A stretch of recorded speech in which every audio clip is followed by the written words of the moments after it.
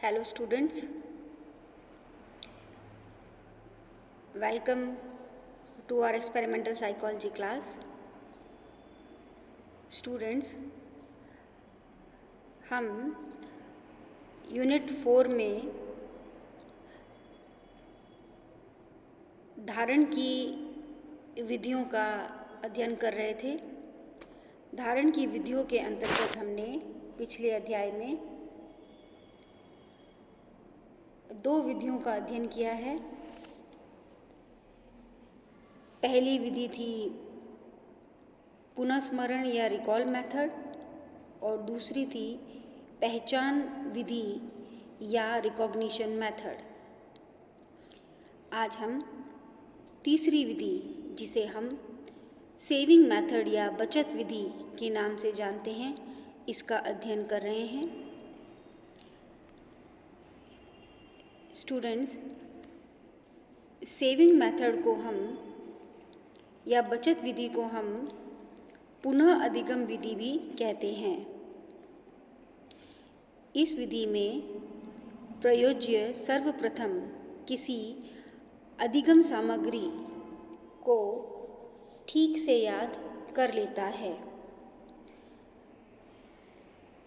तो विद्यार्थियों, इस विधि में हम सब्जेक्ट को कोई भी एक विषय सामग्री देंगे जिसे वह लर्न कर लेगा। जैसे मान लीजिए कि आप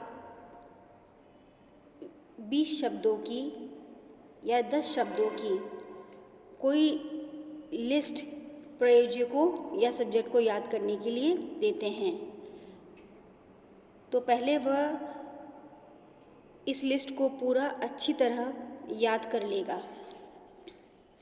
इसे याद करने में जितने प्रयास लगे हैं, उन प्रयास संख्याओं को नोट कर लिया जाता है। तो जो लिस्ट आप उसको याद करने के लिए दे रहे हैं, उस लिस्ट को वह कितने प्रयासों में याद करता है, इन प्रयासों को हम नोट कर लेंगे। कुछ समय पश्चात प्रयोज्य को इसी विषय सामग्री को पुनः पहले की तरह याद करवाया जाता है।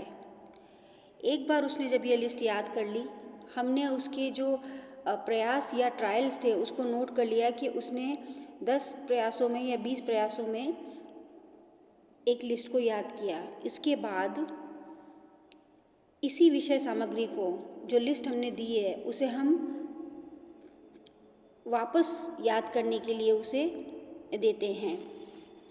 इस बार पुनः याद करने में प्रयोज्य को कितने प्रयास लगे, यह नोट कर लिया जाता है। अब जब वह दूसरी बार इस लिस्ट को याद करेगा, तो इस लिस्ट को याद करने में उसे दूसरी प्रयास में कितने प्रयास लगे, यह हम नोट कर लेंगे। जैसे हमने पहले वाले प्रयास को नोट किया कि मान लीजिए उसे 10 ट्रायल्स लगी, तो इस बार उसे अगर 9 ट्रायल्स लगती है तो हम उसे नोट कर लेंगे। तो 2 बार हमने लिस्ट याद करवाई और जितने भी प्रयास उसे लगे उसे हमने नोट कर लिया।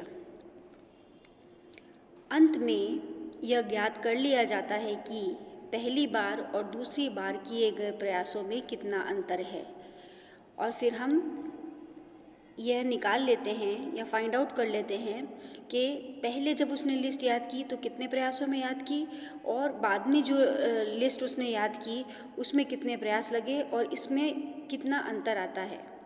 जैसे मैंने आपको बताया कि उसको पहले याद करने में 10 प्रयास लगे और बाद में 9 प्रयास, तो 10 में से 9 निकाल देंगे तो 1 आ जाएगा, तो 1 का अंतर होगा।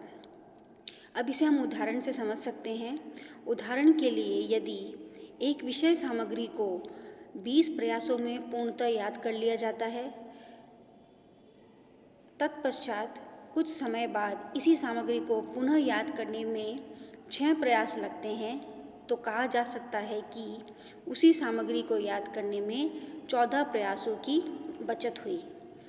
तो उदाहरण में आपने समझा विद्यार्थियों कि मान लीजिए एक लिस्ट को याद करने में किसी प्रयोज्य या सब्जेक्ट को 20 प्रयास लगे एक बार में याद करने में, और जब उसी सामग्री को आपने वापस दिया तो उसने सिर्फ 6 प्रयासों में ही उस लिस्ट को याद कर लिया। तो 20 में से जब हम 6 को घटा देंगे तो आपको 14 प्राप्त होंगे। तो इसका मतलब ये हुआ कि दूसरी बार याद करने में प्रयोज्य ने 14 प्रयासों की बचत की और सिर्फ 6 प्रयासों में ही उसने वापस उस लिस्ट को याद कर लिया। तो यहाँ पर आप देखिए उसने 14 प्रयासों की बचत की, इसलिए हम इसे बचत विधि कहते हैं। अब बचत प्रतिशत ज्ञात करने का सूत्र है। सेविंग परसेंटेज आप कैसे निकालेंगे, इसका एक फॉर्मूला दिया हुआ है जो आपकी स्क्रीन पर है। प्रतिशत बचत is equals to OLT minus RLT upon OLT into 100। यहाँ पर OLT इज इक्वल्स टू मूल अधिगम में लगे प्रयास संख्या है। ओरिजिनल लर्निंग में आपको कितने ट्रायल्स लिए वह जो है वो OLT है, original learning trials, minus RLT पुनः अधिगम करने में लगे प्रयासों की संख्या। रीलर्निंग में जो ट्रायल्स लगे हैं, रीलर्निंग ट्रायल्स, उसे हम RLT कहते हैं, upon OLT original learning trials. फिर आप उसको प्रतिशत निकालने के लिए 100 से मल्टीप्लाई कर देंगे। तो अभी जो हमने उदाहरण लिया था उसमें ओरिजिनल यानी पहली बार लर्न करने में उसे 20 प्रयास लगे और रीलर्निंग करने में उसे 6 प्रयास लगे। तो 20 माइनस 6 अपॉन 20 इंटू 100, तो कितनी बचत प्रतिशत आई विद्यार्थियों? 70%। तो इस प्रयोग में प्रयोज्य ने 70% जो है वह धारण में बचत की है। तो विद्यार्थियों, आपने आज सेविंग मेथड जो कि धारण की एक विधि है और लॉन्ग टर्म जो मेमोरी है उसके धारण की यह एक विधि है जिसे हम सेविंग मेथड कहते हैं, इसका आपने अध्ययन किया। सभी विद्यार्थियों को इस वीडियो लेक्चर को देखने एवं सुनने के लिए धन्यवाद।